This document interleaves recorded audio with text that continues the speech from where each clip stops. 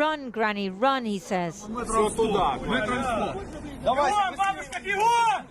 The police are trying to rescue the civilians of Vovchansk. The Russians are on the edge of town.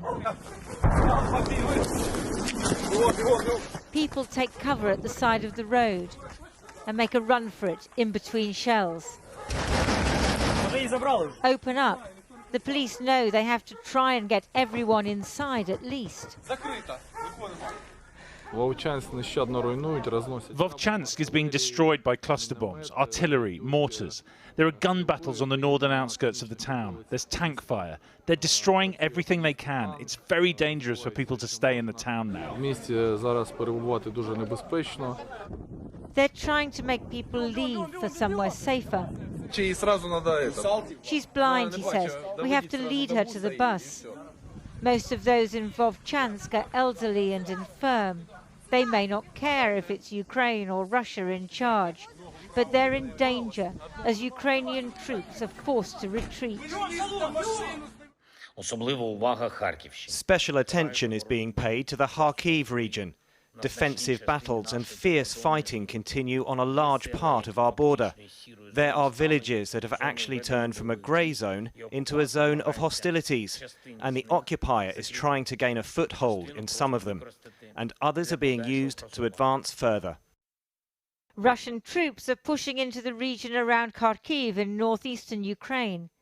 Russia says it seized at least 9 villages over the weekend and is closing in not only on Vovchansk but also Liptsy. Russia is seeking to push Ukrainian forces further back from the border to make it harder for them to shell the Russian town of Belgorod. It also wants to divert Ukrainian assets from the front around Avdiivka.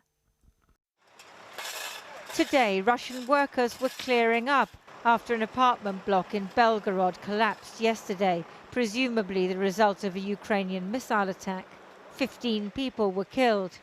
Ukraine believes it needs to bring the war into Russia and not just fight on Ukrainian soil.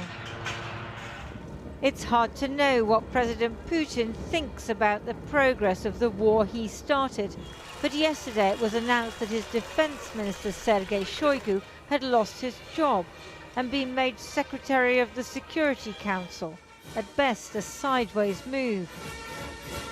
He's been replaced not with another military man, but with an economist, Deputy Prime Minister Andrei Belousov. A sign maybe of how Russia's is now a war economy, where everything is in the service of victory against Ukraine.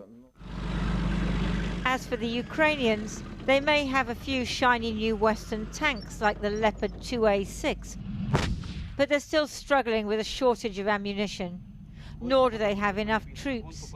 The expected delivery of a much-delayed American aid package will help, but Ukraine's determination to preserve its independence may yet prove greater than its ability to do so.